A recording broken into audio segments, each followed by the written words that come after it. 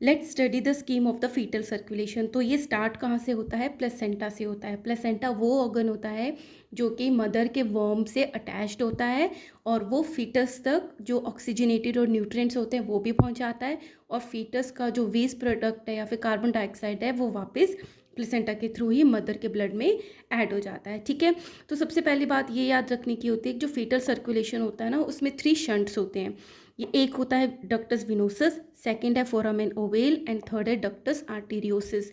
तो इन शंट्स का क्या मतलब होता है या फिर ये क्यों होते हैं? क्योंकि अभी तक लीवर और जो लंग्स है वो प्रॉपरली डेवलप नहीं हुए होते हैं, तो ये उसको ऑक्सीजनेटेड नहीं कर पाते हैं ब्लड को। तो ये क्या करते हैं, डायरेक्टली शंट बनाकर ये जो ऑक्सीजनेटेड ब्लड मदर से आएगा वो पूरी बॉडी को सप्लाई करते हैं, और जो वेस्ट प्रोडक्ट्स उसको इकट्ठा करके वापस से प्लेसेंटा तक ले आते हैं। ऑलराइट, सो स्टार्ट होता है फीटल सर्कुलेशन प्लेसेंटा से। प्लेसेंटा से अम्बिलिकल वेन आती है जिसमें कि ऑक्सीजनेटेड और जो न्यूट्रिएंट्स वाला ब्लड है वो कैरी होकर आता है। ठीक है, तो यहाँ से अम्बिलिकल वेन से कुछ ब्लड लीवर को चला जाता है उसको सप्लाई करने के लिए, बट जो मोस्ट ऑफ द ब्लड है अम्बिलिकल वेन से डक्टस विनोसस जो कि फर्स्ट शंट है वहाँ से जाता है इन्फीरियर वेना कावा में।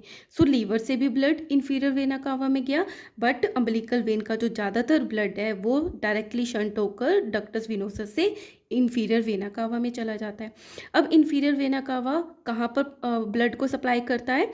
राइट एट्रियम में फ्लो करता है, राइट एट्रियम से राइट वेंट्रिकल तक जाता है। बट ये जो राइट एट्रियम है यहाँ से एक और शंट आता है फोरामेन ओवेल जो कि लेफ्ट एट्रियम को चला जाता है। तो राइट एट्रियम से डायरेक्टली लेफ्ट एट्रियम तक चला गया। तो ये फोरामेन ओवेल है, ये लंग्स को बाईपास कर देता है। तो डक्टस विनोसस ने तो कर दिया लीवर को बाईपास और फोरामेन ओवेल ने कर दिया लंग्स को बाईपास।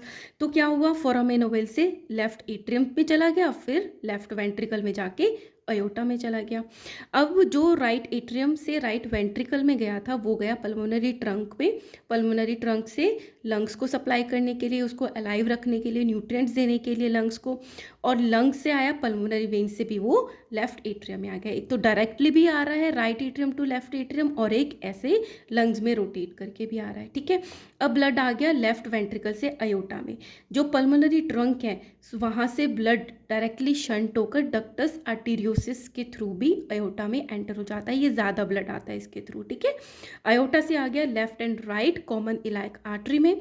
फिर इसकी ब्रांचेज होती हैं इंटरनल इलाइक आर्टरी, वहाँ से राइज करती हैं अम्बिलिकल आर्टरीज जिसमें कि पूरा जो वेस्ट वाला ब्लड है, जिसमें कि वेस्ट प्रोडक्ट है कार्बन डाइऑक्साइड है वो कैरी होकर डायरेक्टली फिर से प्लेसेंटा में चली जाती है अम्बिलिकल कॉर्ड के थ्रू और मदर के ब्लड में ऐड हो जाती है। ठीक है, सो हेयर हमने पढ़ लिया फीटल सर्कुलेशन।